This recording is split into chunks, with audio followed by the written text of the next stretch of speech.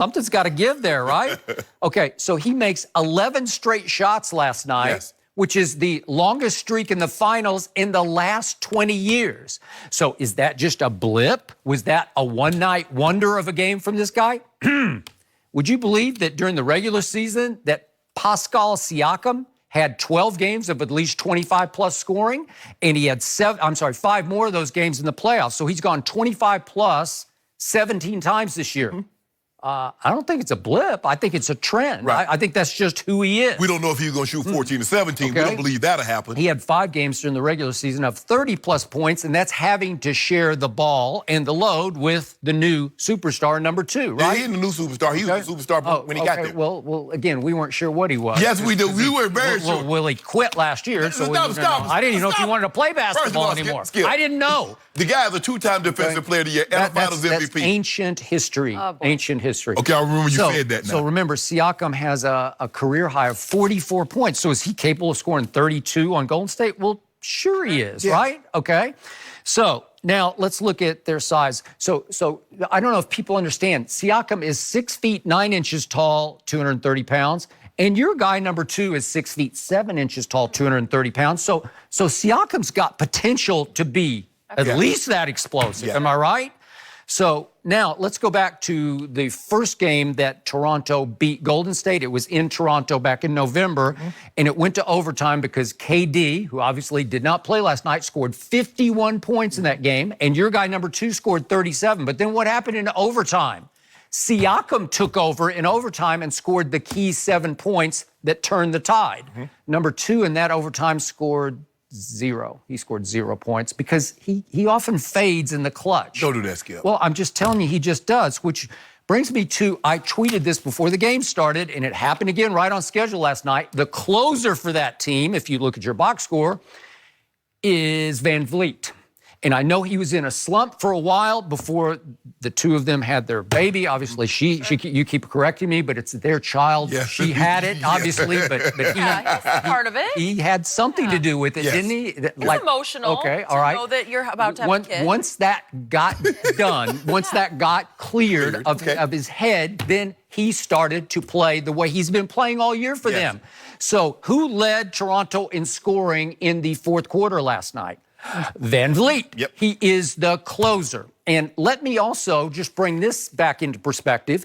Do you realize that with 10:38 left in the game last night, that DeMarcus Cousins made a free throw that cut the lead all the way to 3? So it's a 3-point game with 10:38 left. What did we see Golden State continue to do against Houston and Portland? Well, they'd just be like, here we go. It's time. Flip the switch. Here we go. We got this. Because most teams just shrink and genuflect in the face of Steph Clay's onslaught in the fourth quarter, right? Skip, it's hard not to go into a shell. If you're up by 18, you're up by 15, and all of a sudden in 2 minutes, it's down to a 3-point ball game. You're like, we had our chance, we just blew our chance. But every run that the Warriors got, Toronto snuffed it out. But how did this one get snuffed? Because Golden State's on a run, and it's cut to 3. DeMarcus actually had 2 free throws and missed the second one. Could have cut it to 2. And it felt like the game's starting to teeter toward the visiting team, right? Then guess who goes to the other end, if we could see this? Van Vliet just takes it upon himself to say, I got this. And he dribbles the ball up the floor, and he keeps the ball, and he goes on Jerebko. That's a hard shot that he just made. And it's one of those game turners where all of a sudden Toronto bench and the guys on the floor look around and say, wait a second, our guy he just did that. That pushes the lead back to 5, and they were never again threatened. Well, they were threatened again. They cut it back down to 5, and then old Kawhi came and hit that 3 on Looney. Somebody sent me a tweet. You talk about he could do that to Looney. You already know Kevon Looney. So you're stalking me? You're stalking me. He stalks me every night. Somebody sent me a tweet. You see Kawhi started dancing. I said, dance on him, I'm glad you brought that up. Dance on him, Kawhi. Again, I love the ABC guys. I know them all very well, all the announcers, the whole announced team. And so this is nothing personal against them, but there's this whole overreaction to anything number 2 does because he's already been been placed on the highest pedestal. He's the best player in the playoff. And again, I keep hearing announcers say he's had one of the great runs in the history of the playoffs. So he's doing nothing in the game, and all of a sudden he gets a switch on to Kevon Looney. Yes. And it was not a game-turning shot. That was the game-turning shot. But what happens? So he gets a switch on a big man who's obviously slow-footed. I mean, he probably shouldn't even be starting. Okay? And what does he do? He's like, what would any shooter do? Oh, I got this. And he pulls up and makes a three. Can you believe that shot? Do you believe the switch?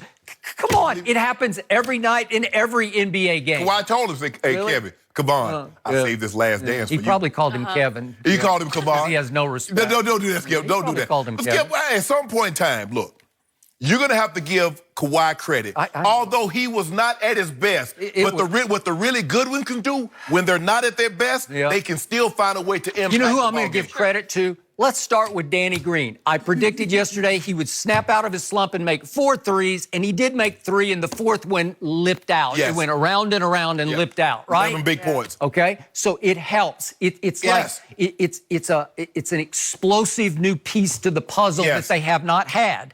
And then how about the man Mountain Gasol to make 6 of 10 shots, and he makes 2 more threes?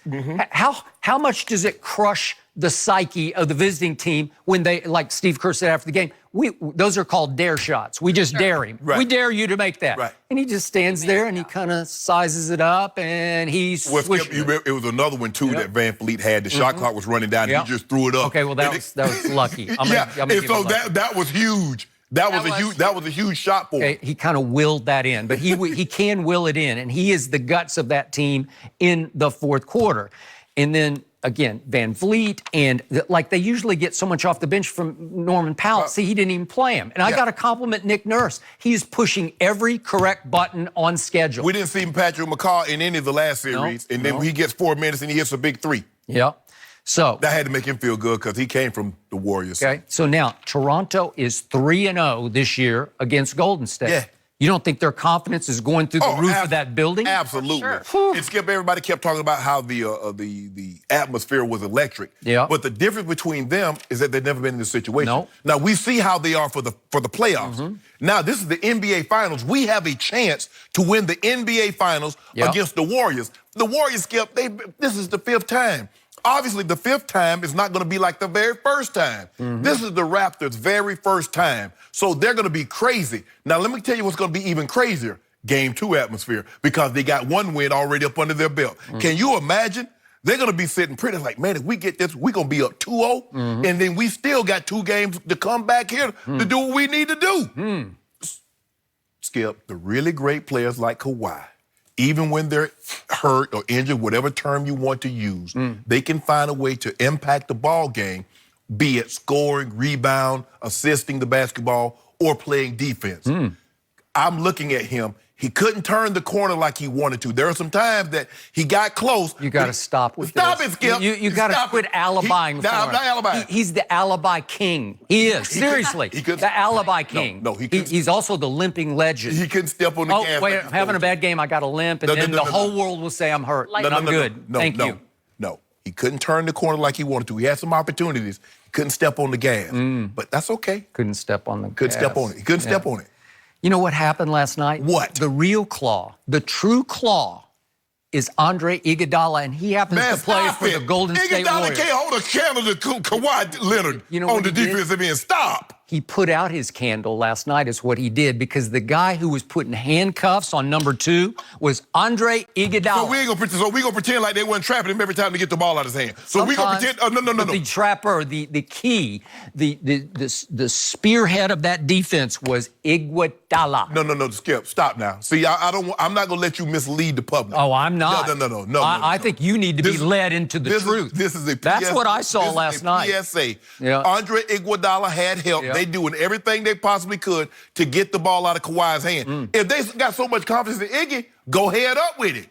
Locked him up. Don't do that. Put the cuffs on him. He had the cuffs on him where he couldn't even dribble. He's like trying to dribble with both hands, and it's a double dribble, right? I don't know. And he started dancing, getting them free throws. Really? That's what you do. He did get That's what you do, Skip, baby. Really? And he only took 14 shots. What superstar you know going to take in an NBA Finals game, just going to take 14 shots. What did I tell you about this guy? I watched him for 7 long years. Number one, perpetually injured. He was on every injury report. Okay, he might be a little fragile. Ever issued by the San Antonio Spurs for 7 years. And the bigger and hotter the spotlight, the smaller he plays. No, he don't play small. Okay. I knew he was going to have a good game. He got his hair freshly done. That thing was freshly done. Yeah. How do you know it was freshly done? Because I know. It might just stay done. No, I don't know. No. Huh? He ain't going to take it out. Yeah? No, that thing hurt too much. No, you don't pull that out. I think somebody was going to wear his cornrows wig today, and he realized this is not the day. Not yet. Somebody. Not yet. Yeah. But there's a possibility you might see it on Monday. If you had worn it, then you would have upstaged Miss Tapp. No, right?